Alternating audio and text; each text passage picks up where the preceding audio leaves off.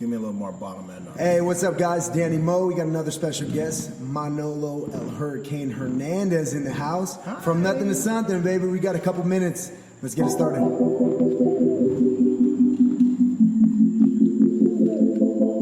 Theme music. Hey, from nothing to something, we're here. That's funny.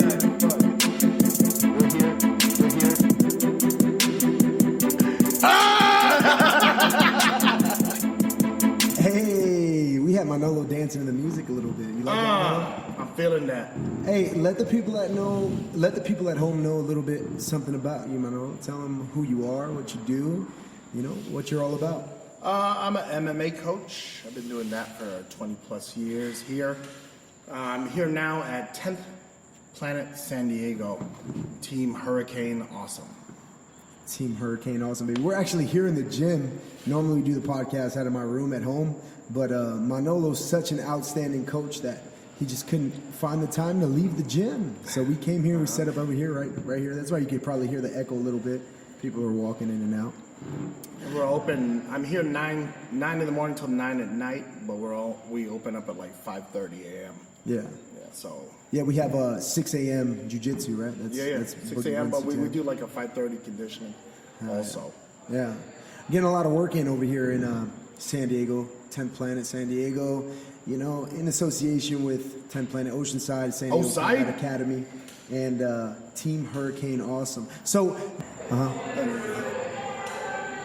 they're getting crazy over there, Manolo. First off, this microphone is so good, it's picking up people that are not even in this room. That's true, it is. So talk to me a little bit about how you got started in MMA, because you used to fight yourself, right? Yeah, a little bit. You know, nothing amazing, you know. I mean, I never made it to a big show or anything. But I was one of the first Americans, Filipino Americans also, to compete in Mexico. What is that? I think that's the people. You can hear a lot. It's almost scary because we're alone in this room and we're picking up the weirdest sounds. Yeah, I know. Like people outside and other. Oh, that's what that sound is. It's the yoga ball. Yeah. Yeah, I'm sitting on a yoga ball. We may do what we can over here. So you were the first. You say you were the first Filipino American to fight in Mexico. I think I was the first American to compete over Mexico as far as for the shows that they do down there in the 90s called the North American Shoot Fighting Championship. That was run by these guys, Kung Di Lama. That's like a martial arts school that's down there. It was huge back then. Right. But, you know, I came from karate and kickboxing when I was a kid, and I got a little bit older. The kickboxing school I learned at also had the instructor also insisted that we learn jiu-jitsu, but it was all for the sake of self-defense. Right. It wasn't for competition, or jiu-jitsu anyway. Right. And you actually have a black belt. Yeah, I'm a black belt under Carlos Valente. He's one of the highest ranked living jiu-jitsu masters in the world. Nice. Yeah. Well, and when you were coming up in the game, MMA really wasn't that big. So what made you want to transition into that? What was it exactly? Well, I think the 90s was a very different time for NHB, right? For no holds barred fighting. That's what it was called before. It was MMA. It's also called Vale Tudo. And I think at that time, I think it's some cool shit. You know what I mean? To be able to say that, what do you do? Well, I get in a cage with another guy and fight. Right. You know? And it was, to me, the most honest reason to want to compete, because it was some cool shit to do, you know. And it wasn't, you definitely weren't doing it for money, you know. You're doing it purely for the pleasure of like testing yourself. Yeah. Beating the shit out of someone. So in the beginning, the rules for what was it called before? Oh yeah, for no holds barred. Yeah, the rules are crazy, huh? Yeah, they're crazy, but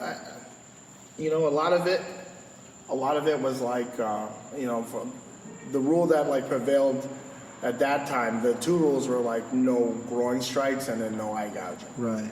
No hair pulling, that kind of stuff.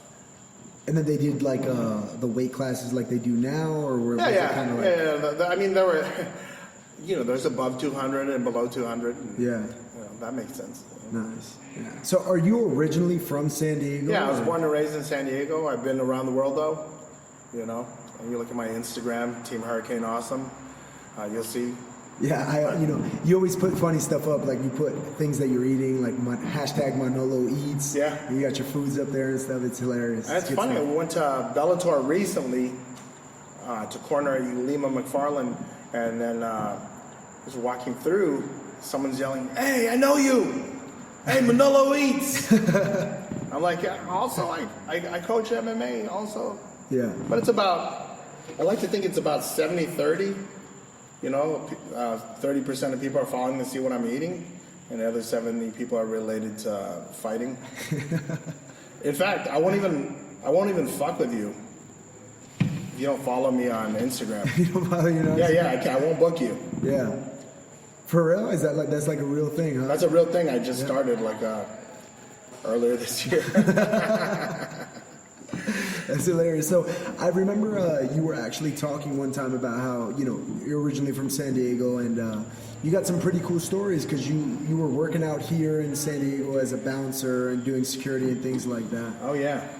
Yeah. What's probably the craziest story or the Bouncing? craziest run-in you had doing that? I don't know. One time, I got in an argument with this guy. I mean, that would happen a lot, right? I mean, it's the end of the night, you're tired, and then you work a shift like 4 in the afternoon till 4 in the morning. So you just had it by the time. You're not interested in girls, you're not interested in fighting, you're not interested in dealing with a bunch of drunk retards, Right. And it's like, someone will come and they'll push your last button, So anyway, I get into it with this dude, and he pulls out a knife. Oh shit. So I pull out my knife. Right. And we're just standing there. I go, "What's up?" He's like, "What's up?" And then we just kind of stand there and we're looking around, and it's just me and him. And I go, "I think we took this too far." And the guy's all, "Yeah?" I go, "You want to just go our separate ways?" And the dude's all, "That'd be cool." So he knew it was. We took this too far. Yeah. Well, Was the guy drunk or what? kind of. Yeah. Well, he was obviously crazy enough to pull his knife. Right. You know what I mean? Yeah, I thought maybe he thought he was just gonna punk me or something. But. Yeah, well, crazy enough to pull his knife, but sober enough to know that, we're kind of fucked, It's one of those weird things. So, being an MMA coach, you've coached some of the top fighters in the world. Why don't you talk to us a little bit about that, like who you worked with, who you're working with now? My core group of people are probably Wyatt Watson, Richie Martinez, Lima McFarland, Wyatt Watson, Alex Soto. I worked with Ken Shamrock because I was an instructor at the Lion's Den in the late 90s, early 2000s. Yeah. I worked with, the first guy I ever worked with was Aaron Brink when he just came on the scene, when he was still with Team Machine. Okay. Yeah, so I worked with a bunch of different guys throughout time, Yeah. I mean, I've probably worked with over 200 different athletes, and that's conservative, because people work with you for a while. I mean, they come and go. Right. Somebody told me one time that MMA is it's a swinging door. People come and go, and it's like a revolving kind of world, and it's very small. It's a lot different than say jiu-jitsu, where you'll keep a guy for 10 years. Yeah. And you get different personalities. You get different guys who are like if they don't do well, they blame you for the loss, rather than accept the responsibility that maybe they didn't do the right thing, or maybe they didn't follow the game plan, or so sometimes people lose and they fucking kick rocks. Yeah. It's kind of, it's I imagine it's tough dealing with the loss at a certain level, and we were talking yesterday about what it takes, and you said that motivation and inspiration is cool, but really what it is about being driven and having the work ethic, right? Well, people that are driven, they don't need motivated, right? They don't need motivation. They don't need to look on Instagram and Facebook and download quotes and all that bullshit. They just do what they're supposed to do. Yeah. and they put the hard work in. And I've noticed that a lot of people, they think they're putting the work in, and they're really not. Yeah. And they don't realize it until they're standing next to a guy that has his hand raised, and they want to blame everybody but themselves. Yeah, absolutely. I think that's interesting when it comes to the sport. I mean, you get out of it what you put into it. And, it's been my experience in the last 20 plus years that a lot of people, they don't know how to, like, be accountable, for their wins or for their losses. A lot of times I'll meet people and they're like, they won't even, it doesn't even dawn on them that it's their problem. Right. That it's something that they did or did not do. At the end of the day, no matter what lies you tell, whatever bullshit you come up with, whatever reasoning you have, once you're locked in that cage, there's no lying about what you did or you did not do. Stop. Yeah. It's It's real. Yeah. As real as it gets. Yeah. I mean, you were there when I had my first taste of that feeling when they lock the cage and you're standing across from the guy and it's just you and him now and the hard work that you put in. Yeah. It was funny because I don't know how many people like follow your fights and stuff, but Danny, first off, I met Danny in a gay club. My girlfriend was there. We actually went to go. One of the guys here, a lot of the guys here work at a gay club. Like they bounce at a gay club or they bartend. You always tell this story. Go ahead, let them know. But we have a lot of, people come here, they move to town, they need work, and I happen to know people that manage this particular club, so it's easy for our guys and girls to get work. Right. So we went to go visit one of our friends that works there, my girlfriend and I, and then Danny was also there visiting the same person, basically.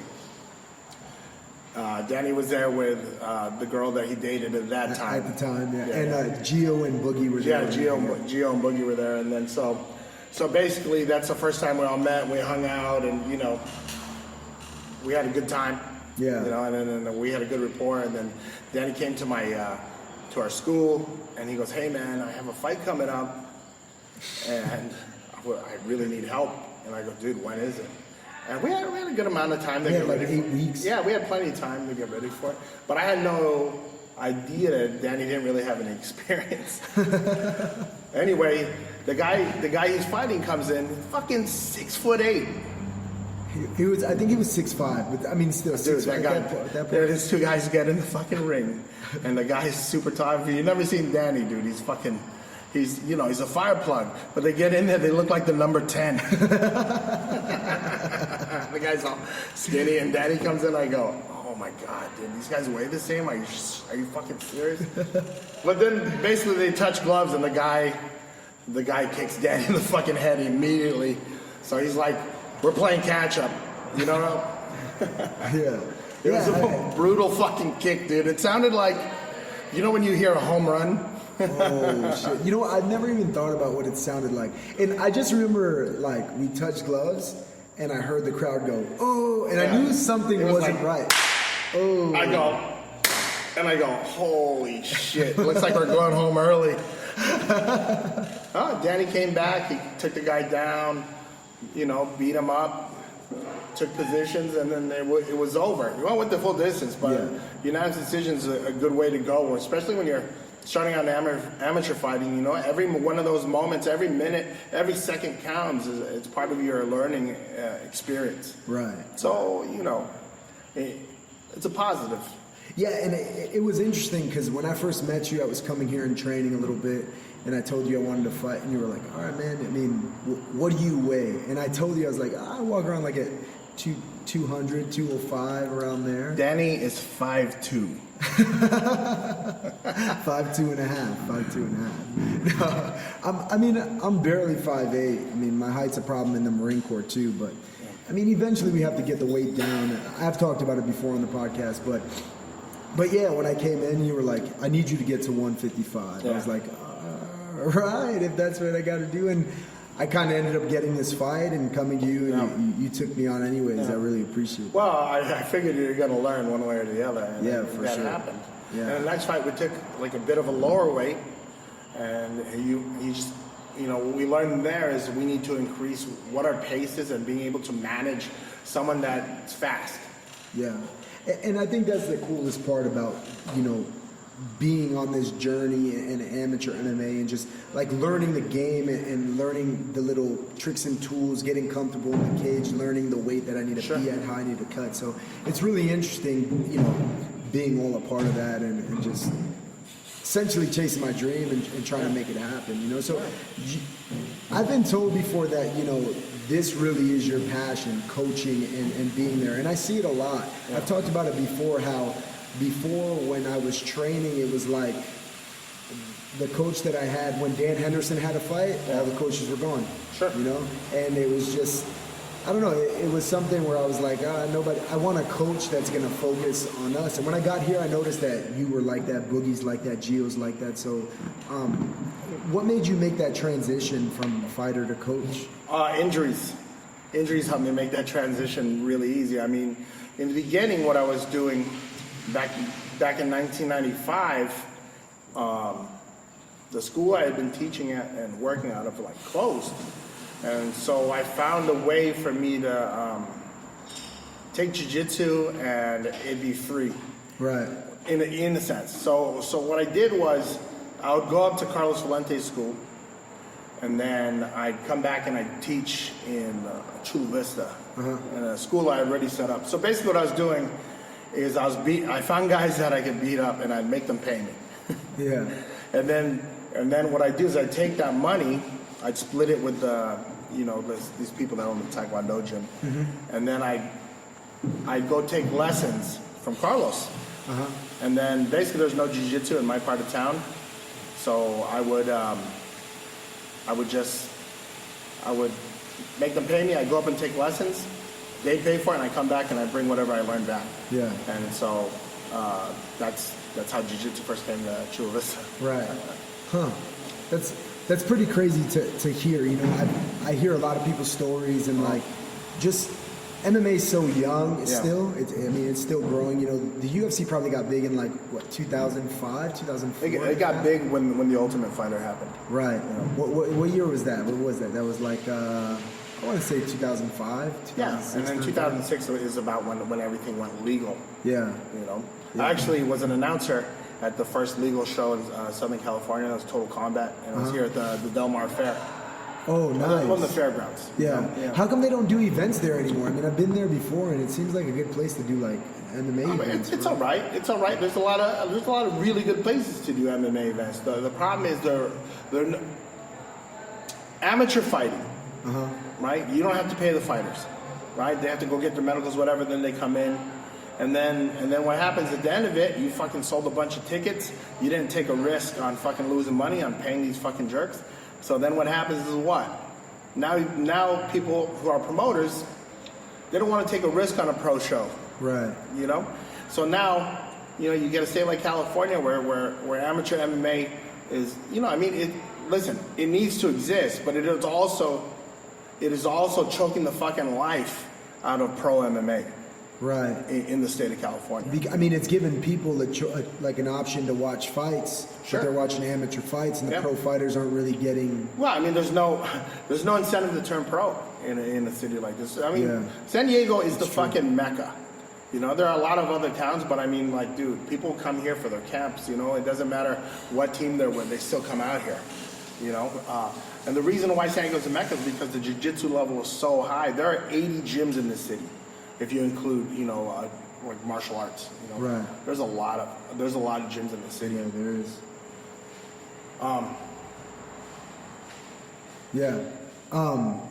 I mean, when it comes to the gyms in San Diego alone, I mean, is that an exact number, or is that an estimate? That was actually a number that we figured out when we were getting ready to open our another location. Yeah.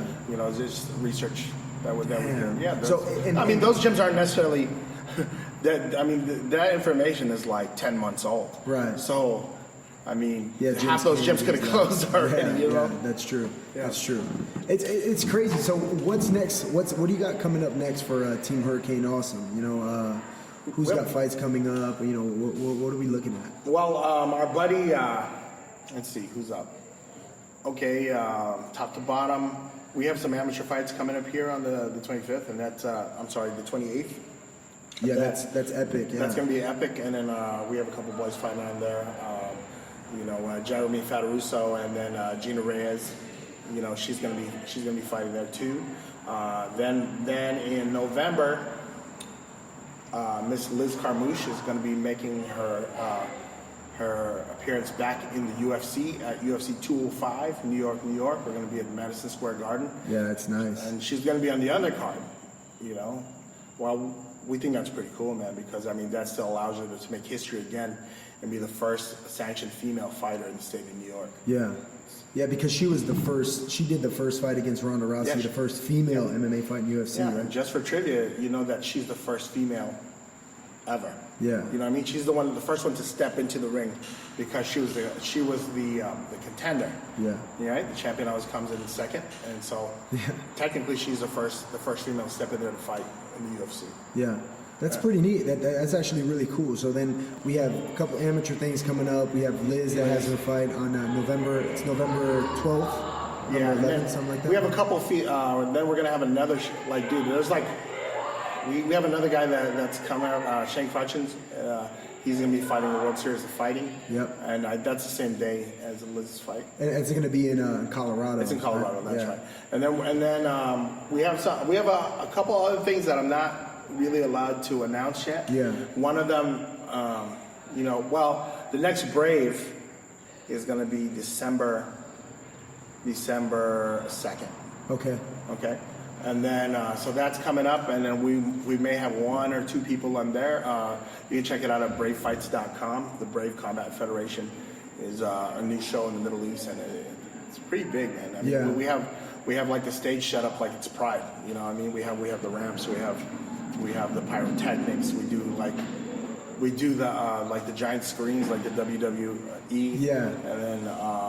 So it's a little bit of a different setup. The walkout is Dude, like a it's big awesome. part. The production is great, you know, and then it's free right now. You can watch it for free on bravefights.com.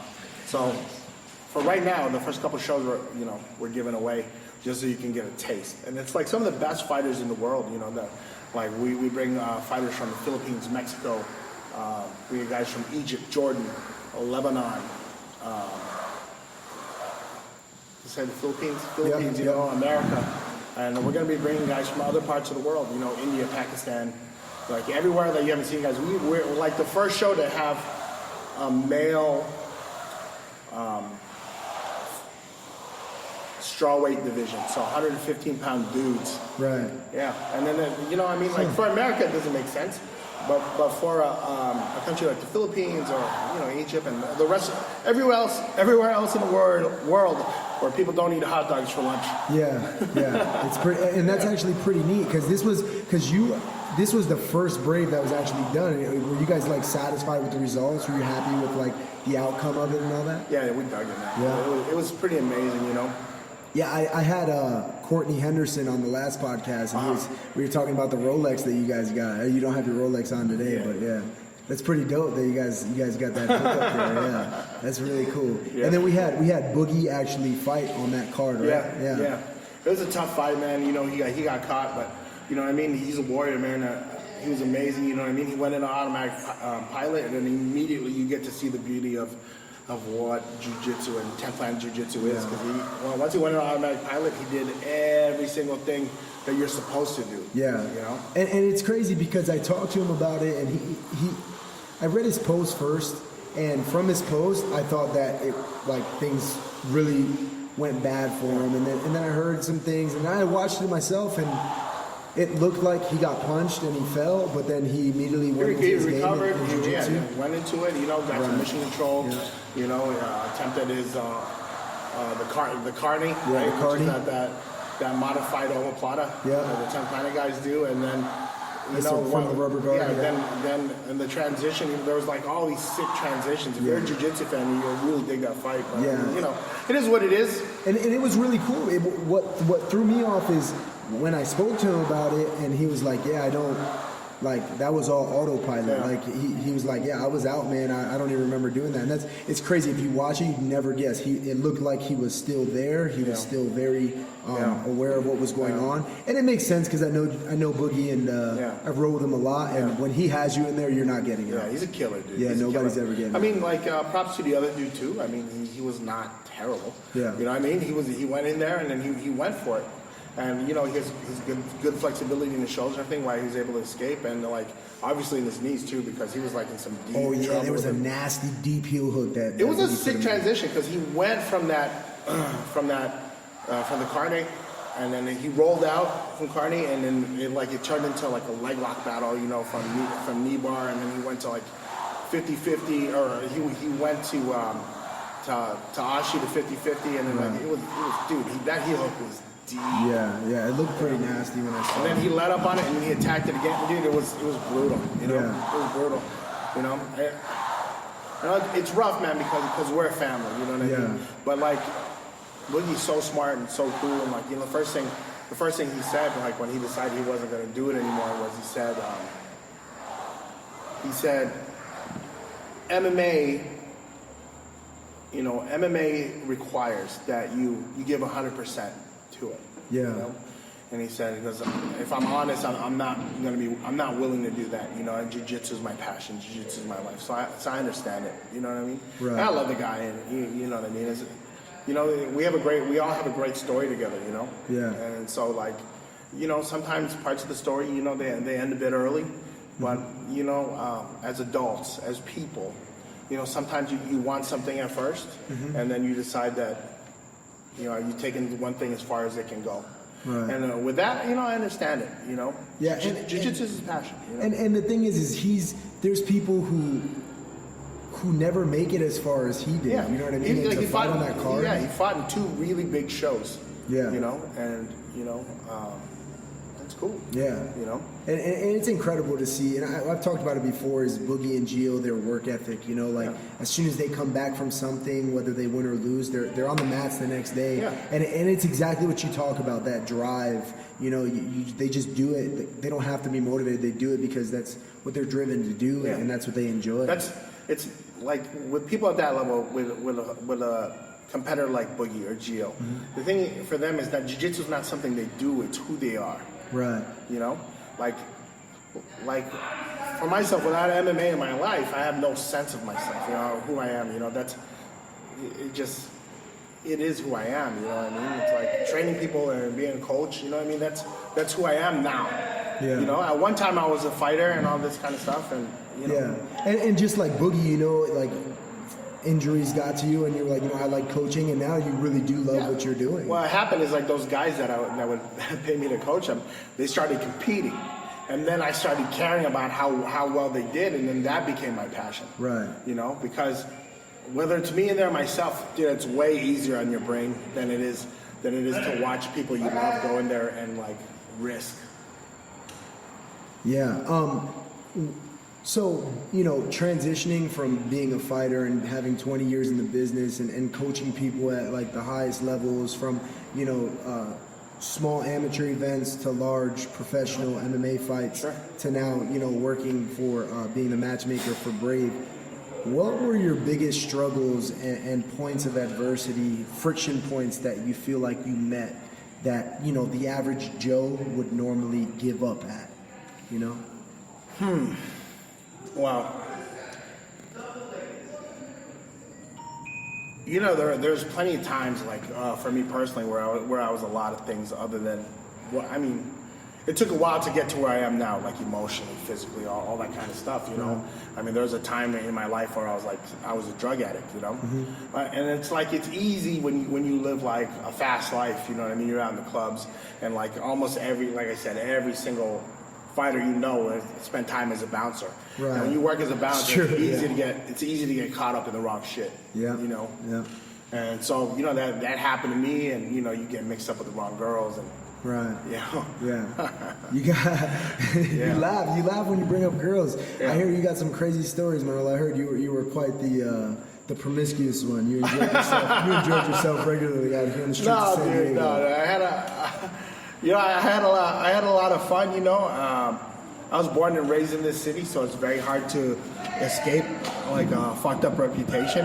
Yeah. But I mean, back in the day, girls talked, and there wasn't even no internet. Yeah. What did you do? How did you meet girls? You had to like just go out and meet them. There's no Tinder, no fucking POF, none of that shit. None of that stuff existed. What you had to do is you had to be brave. Right? Because I mean, now these kids, you know what I mean? They're like, don't swipe left.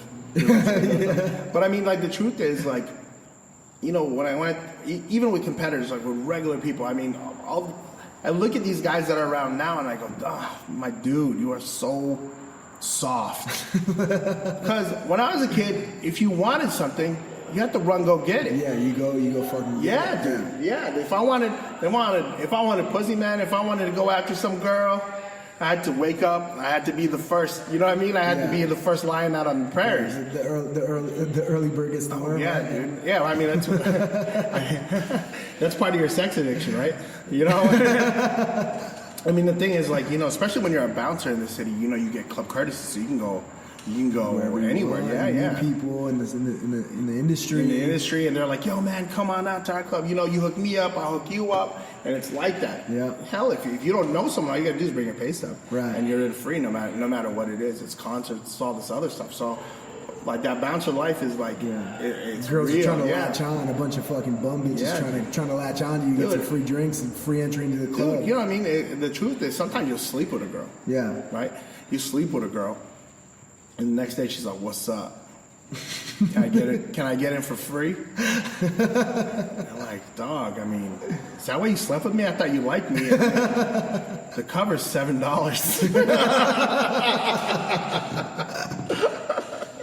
No, but there's a lot of crazy stuff. One time I dated this girl. Well, I wouldn't say I dated her. I went out with her, right? Here we go. It's a girl I met. It's a girl. I'm gonna give you some thunder. It's gonna be an intense story. No. It's a good one. This is the easy one. This is the easy one. And so I went out with this girl. Like, I met her at the club, and this is the time I was between gyms, right? So I had a little setup at my place. Yeah. In the back patio, I had some mats and like a couple bags and shit. Nice. And so I teach people there, like some of the bouncers that I work with too. Mm-hmm. And so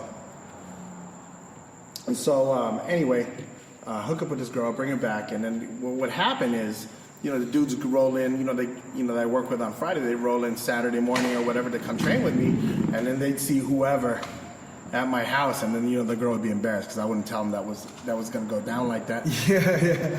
She has to do the walk of shame. She has to do the walk of shame. Yeah. The same guys from the night before walk into my house. Well, what the fuck?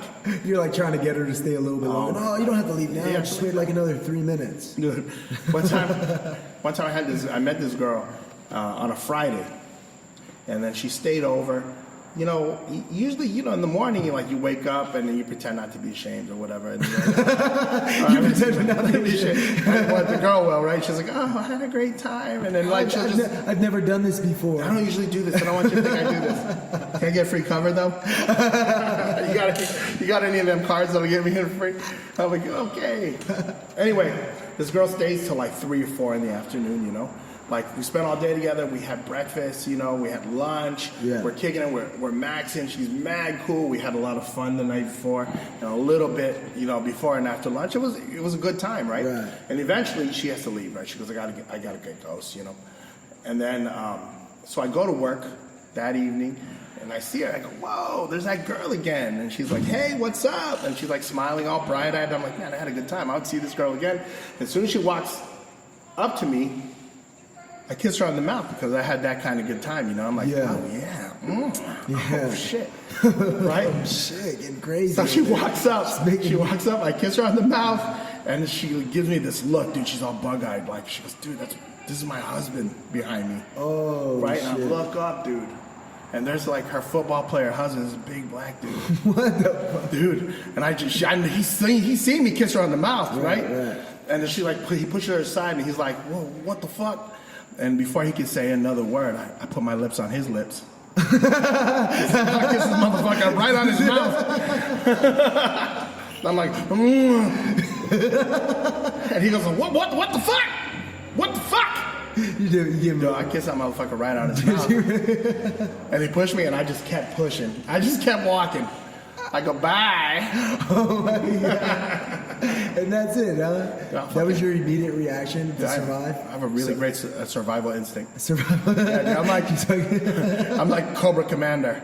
Cobra! We need to surrender. That's funny. You know, I heard a crazy story about you actually with an interaction with a specific girl, and maybe she actually wasn't even a girl at all. What's that story about? Oh, one time I dated this girl, right? And she was, she worked at the strip club. Okay. With one of my really close homies. Now hold on. When you say dating, right? Because like I classify dating as like regularly seeing, or were you just seeing this girl? You know what I mean? Like, were you? Well, I'm just saying dating because we're on the radio and I don't want to say fucking every Yeah, fucking no, you know it's what I mean? fine. So, It's cool. So you're fucking this girl. yeah. So anyway, but that was not the case because I was not fucking her, right? Oh, okay, not yet. Okay, so I'll give you the skinny on it. So I was working downtown at this club called the Blue Tattoo, and Blue Tattoo was the most ghetto club in San Diego. You know, it was open Thursday, Friday, Saturday, Sunday, and the rest of the nights of the week I was out Right. hustling, doing my thing, using that club courtesy. But like you're saving like $7 an entry. Dude, it was mad. It was stupid, dude. Like, it was the hottest girls. Like, all the girls that worked there were cheerleaders, like professional cheerleaders from the local football team, right? Right. Right. And then so, dude, there was like, mad hot girls that worked there, and those were my friends and stuff. And then like all the football players, and like doesn't matter what professional sport you played, that was a place to see, to be at and to be seen. Yeah. Dude, there's people, right? It was the basement of a building, right? Of the old Wyatt Earp building downtown. Okay. And then in the basement, it was like, it's crazy. It was not that big. Our gym is bigger than our club. Oh, shit. And then these people would pay you $100 a head to come down in the elevator. Really? Just because when the elevator opens up, the doors part and the lights shoot out into the club, everyone turns around and look. So dudes pay $100, like players would pay $100 a head to come down the elevator. Huh. Yeah, it's crazy. Yeah. Yeah. That's pretty dope. Just so they can get seen. Right. And make an entrance. Just so they can. That's, Dude, it's nuts. And it's crazy. Like when I go out, when I first came out here, and I started going out in San Diego. It's like the money I was spending. I'm like, what the fuck? Now I don't even go out anymore. You know what I mean? Downtown San Diego, fuck that. Dude, get yourself a girl when you live to San. You can't show up here with a girl. No, right? you can't. No, You it's can't, like bringing absolutely sand to the beach. Yeah, because you have to do your time and get to know the area, get to know the place. San Diego is a place, right? San Diego is a place where it's like bringing sand to the beach. Yeah. You know what I mean? This is where girls come, they go to college, they get out of college, they decide to move to the big city, and they come out here and they make all the mistakes they want to make before they get married. Right. You know what I mean? You could be that mistake. Yeah. You and me will be Jonah. We could be that mistake. This is your chance. This is your opportunity. Yeah, 100%, dude. And so what happens is, girls will move out here and they do all the stupid shit, they do all the wrong shit, and they do it with you. Right. You know what I mean? Because when you're a bouncer, dude, people make you synonymous with their good times. So they see you, and then it's like a Pavlovian response, right? Yeah. They see you, and they know that every time they see you, they feel good about themselves. Right. So, that gets twisted in their heads. I'm like, oh my God, I love seeing you. Every time I see that guy, I feel great. Yeah. It's not love, stupid. It's those pills you're taking. Or whatever. Whatever the fuck you're doing. You just did a line in the fucking bathroom. Maybe that's making you feel so fucking Yeah, dude, good. it's so crazy. It's so crazy. That's hilarious. So hold on though. You missed on this. Okay, all right. So I'm working downtown, and then one of my really good homeboys is he was the general manager for one of the strip clubs here. One of the bigger ones. Okay. So he came into the club, and then I met. This is I'm like in my 20s. I'm in good shape. This girl comes in, and she's like, she's in good shape. She's kind of jacked, Yeah. And tall white girl, like athletic, and she's like, yeah, what's up, And I go, oh shit, let's go down, you know what I mean? This girl's a stripper, and like, you know, in every dude's life, you know what I mean, you want to date like at least one of those, have one of those stories like in your back pocket, you know? Yeah. For your highlight reel. Right. Yeah. You have to have something. You have to have that, you know what I mean? It's good for you, it's healthy. It's healthy, it's healthy. Organic. Anyway, so I meet this girl and I go, yo man, she's like, I don't know. You know, she's with it. She's like, yo, let's hang out. Let's see this. I go, whoa, she's kind of pushing. Yeah. This chick is kind of. She's forcing it on you. She's Yeah. just throwing it at you. Just giving it away more natural. Like, it became very natural for her to just throw the pussy at you. Well, she was cool. Okay. Dude, she's a stripper, dude. All right. Yeah. Okay. You know? So is it hard for you to distinguish? Is this bitch working right now, or is she being like legit, or like is there no? I don't care. You know what I mean? Like I lived in a point. You know what I mean? It's like dude. So you know, I mean, I was fat for most of my life, and then you know, I mean, I got the gift of gab, and then what happens is you get to that point where the gift of gab gets equal to the amount of shape you're in, Yeah. and then it gets really easy. Yeah. And for me, that happened all at once. Right. You know what I mean? I got with a legit team. People pushed me in the right way, and next thing I know, I wasn't having a hard time making it happen. So it wasn't out of the question, but I wanted to have one of these stories, right? So, anyways, me and this girl, we get together, we hang out. Nothing happens because I immediately formulate this plan. I go, well, this is not the best looking stripper. Right. I mean, she's in good shape or whatever. Yeah. But I mean, there's better ones. There's better options. ones, dude. There's more options. So what my plan is, my master plan is that I'm gonna hang out. Yeah. And I'm gonna be friends with her, and then I'm gonna meet her other stripper friends. Right. And then eventually, what's gonna happen is I'm gonna meet the one. Yeah. And the one that is story worthy, right? Yeah. You hope. You basically used her as a smoke grenade real quick. You never know. You never know. Yeah. You never know. You just want to get your foot in the door. Right. Right. She's my wedge. I want to break into their world. And then so I go and I start hanging out with it. You know, we go places, we go to clubs and all that kind of shit. I mean, the shit that we could do for free, Right. we go and do. You know, we hang out, and you know, it's cool. And so eventually, like I go to pick her up from work, and I'm like, you know, I start doing that regularly, and then you know, there's always a different girl at the door, Right. and then like, dude, like the girls are getting hotter and hotter and hotter. And I show up, and this girl goes, can I help you? I go, yeah, I'm here to see, you know, her name. Yeah. Let's say her name is like, I don't know, Angela. that's not true. No. Chastity. Chastity. Yeah, There we she's go. Chastity, Chastity. right? Yeah, so I come Yeah, and she see. didn't even give you her real name at this point? No. Oh, you're not that. I don't want to say that. Right? And then so I go, all right, maybe I can. It's like Reservoir Dogs. I think I'm just use your real name. So I think I'm gonna hook up with Miss Pink. Okay. Right? Right. I think that's what's gonna go down. Anyway, I go to pick her up, and then I go, hey, is Chastity here? and the girl goes, you're here to pick her up? Like all fucking rude, you know? Right. And I go, yeah, I'm here to pick her up. And they're like, oh wait, are you her friend? You know? And then she said my name, and I go, yeah. And then the look on this girl's face was like utter, like sheer disappointment. Yeah. Right? I go, oh fuck, dude, I'm not gonna break this. So I have to. It's a good problem to have, right? So at that moment, I decided, I go, fuck, You're gonna have to. I'm gonna have to resign myself to fucking to fucking this girl.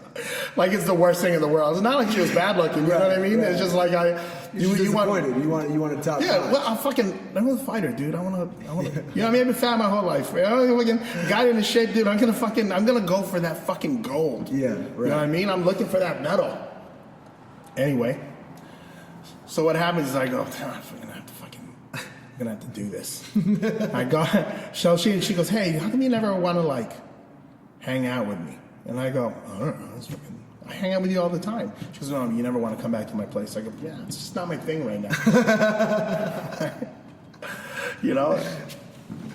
Anyway. So now you're all about it, though. Dan, so listen to me. When you put this up, you got to put the fight stuff on a separate podcast. You have to promise me, dude. You gotta can you split this? I mean, I can, but I can't. You know what I mean? You got to, dude. You got to do the fight stuff, and then we got to put this on a different one so that when I send this to people, because I'm gonna blow this up, you know. So anyway, I go to, I'm like shitty about it too. I'm like, oh, I'm gonna fuck this girl. She's all in shape or whatever. You know, fucking shitty about it. Anyway, I go to a place in La Jolla, and like for those of you that are not in San Diego, La Jolla is a very affluent place. You know what I mean? Very nice. I've never seen a three bedroom apartment before. Yeah. Right? So I go to this real ritzy. It's real nice out there. Yeah. Nice. And so I go up there and like, dude, it's like a fucking Puff Daddy video. You know, everyth's white. Oh shit. You know, white girl, white house. Damn. You know what I mean? Anytime someone's shit is like that, you go like this, oh, she dates black dudes. So I go, oh, okay, that's cool. So she goes, hey, check this out. She pops open one of the 3 doors, you know, and she check that out. I go in there, dude. She has like all her different stripper outfits like set up, you know, clear heels and fucking hoe boots and like the outfit from Pretty Woman and like all this stuff. Like, dude, it's like legit. Like one of the bedrooms is her closet. Fuck. Just for stripper related activities and shit. Yeah, right? just for her money. Yeah. She invested herself. Well, and she has to. Because she obviously makes enough money to live out there, right? Right. So she's obviously doing pretty fucking good. Right. Which immediately makes you like, that should be dudes. That's a red alert. Because it's a red flag when you see a girl. Dude, just think about this. This is San Diego. This is not Alabama or something where players throw money. Yeah. This is not that. Right. You know what That's I mean? true. Like, these girls are making money, but they're not just stripping. Right. And you don't know how they're making that money, but you have ideas. Right. So anyway, what happens is, I look at this place, I go, whoa, this place is fucking balling. This is the first time I see one of those fridges where you can, with the freezer is the bottom part, you know, and you pull where it it opens out, up like a but it still drawer? has like a double door thing, you know what I mean? It's like, it's fucking lovely. You know, it's all stainless steel, it has a water. And this is a water stripper, dispenser. and She's a stripper. She's living good. She's living good. $1 million apartment. Yeah, I don't know if it's $1 million. Right, but just, you know. Well, there's obviously someone else that lives there too. Oh, okay, I got you. You know what I mean? So there's like somebody, and then there's that room where all her stripper stuffs. Yeah. And then she has her room, and she goes, "Yo, why don't you follow me in my room?" She talks like that. You know what I mean? She talks like that. Like a white girl that thinks she's a white girl. You know what I mean? Chartreuse. What it is. You know what I mean? I'm like, oh, okay. Are you leaving? No, I'm in the shower. Oh, okay. I saw the home first. So anyway, she's all. It's Liz Carmouche walking by in her outfit. She's all sweaty, nasty. She's in her Daisy Dukes in her sports bra. She's humping there. She's humping there right now. Yeah. She's humping there. Those of you that are getting excited at home, if I had a camera, you'd see that she's stronger than you. She's fucking very muscular. Her vagina has no opening. She's got a bigger dick than you. It has striations. She's like a Barbie doll. Everything's all striations. Clamshell. No, dude, she's... Anyway, back to the stripper story. So anyway, she goes, yeah, why don't you come back to my room? Okay. So I talk to her. I'm like, okay, I mean, if you want to. And she walks back, dude. She drops her fucking dress. You know, and this is the first time I see her naked, even though, I don't fucking go to see her strip or anything. I mean, the thing is, I don't actually like her. Right? You know what I mean? And when you're at that point in your life, you just kind of do stuff sometimes just for the story. Right. You know? Right. You're like, fuck it. At that point. I've had my times where that's happened, where it's like, I just want something to say. Fuck it. I just want to be a lot more interesting than my life. It's weird. There was a point in my life, like in my early 20s, when I was like 21, 22, and I was like, if I'm going to sleep in the same bed as a girl, like, something has to happen. There has to be, you know what I mean? It was like this weird... No, man, that's not weird. That's not weird, because if you sleep in a bed with a girl, you have to make a move. Right. Just out of respect for the girl. Yeah. Yeah, and then of course, And then it's always her right to smash you down. Yeah, but I mean, you have to. It's like, but when you're in that position as a dude at 22 years old, no to you just means try again. You know what I mean? you go upstairs, you go downstairs. You're like, no, yes, try again later. Yeah, it's like Magic 8 Ball, right? Yeah. Try again later. You're like, oh, I'll try shaking this ball again. All right, so what happens? It's just like follow me to my room. I used to go follow me to my room. She walks in there, she fucking drops her dress, nothing on underneath. I'm like, yeah. And she turns to me and she looks at me all fucking serious, right? And like, you know, our relationship has just been fun. Like I haven't tried to smash her, nothing. Yeah. And she turns around and she says, I want you to fuck me in my ass. And it's like quiet for a minute. I'm just looking at her like I'm just like it's in a thought balloon over both of us, and I'm like reading it, and she's like, oh, fuck you. I want you to fuck me in my ass. And I think to myself, what's wrong with your pussy? Right, you're like, what the fuck's going on here? You're like, what's going on here? She goes, nothing? I go, yeah, nothing. All right.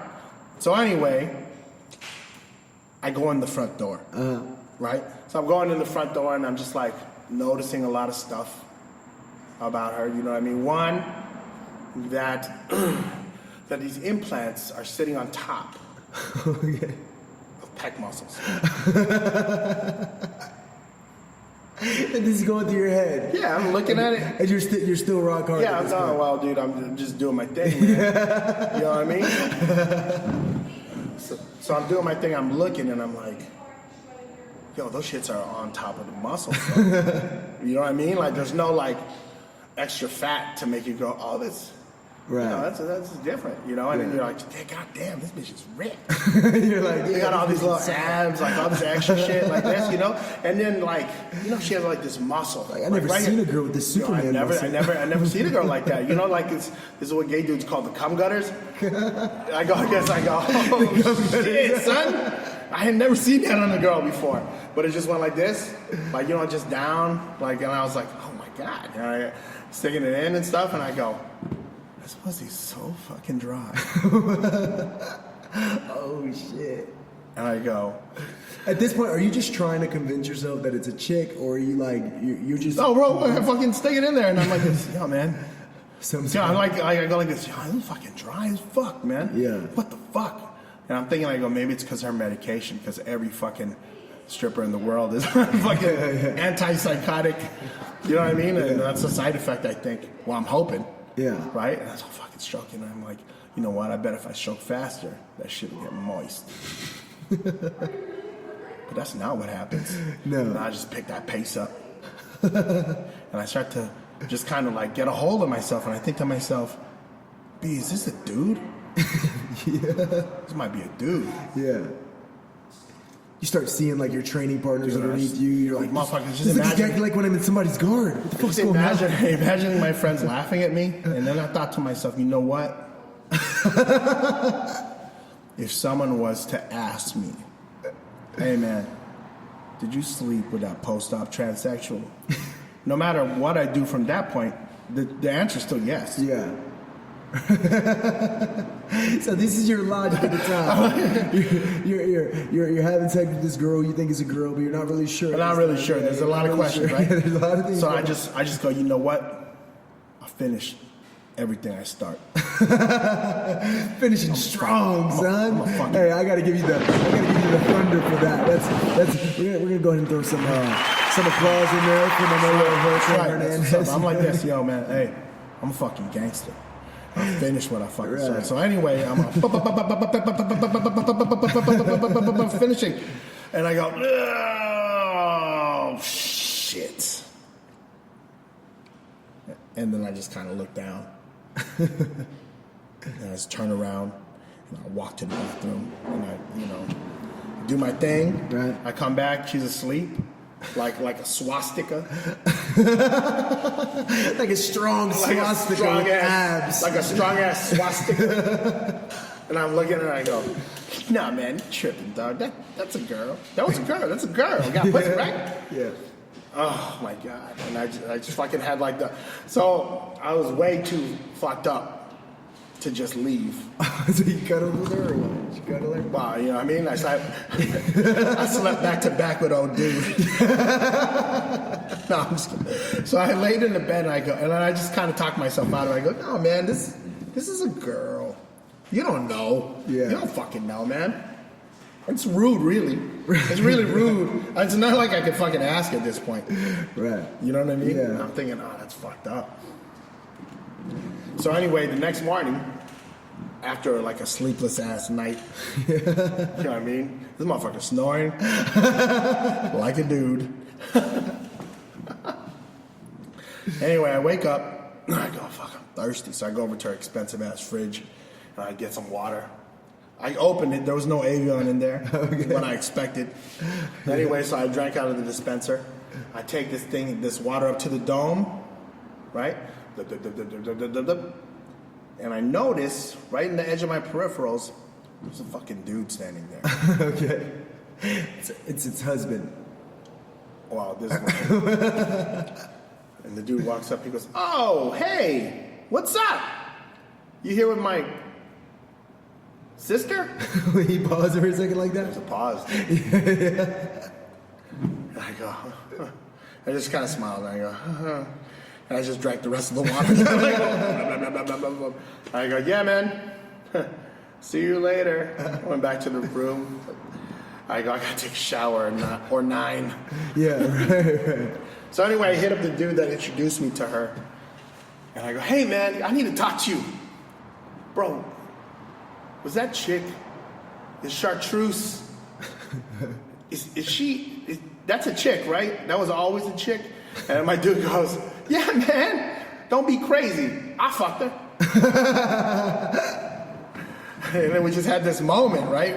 Because he said it, he goes, I fucked her. Yeah. Then he thought about it because he gave this look he gave me this look like, oh shit, something happened. And he's thinking about that moment. He goes, yeah, man, yeah, she's a chick. She's cool. And I'm looking at him, I'm like, motherfucker. Yeah, like, you set me up, though. Yeah, you guys have no fucking idea. You fucking set me up. He knew what he was sending you to. I don't know. I think he just wanted to not be alone in this situation. It wasn't just me. Fucked up story.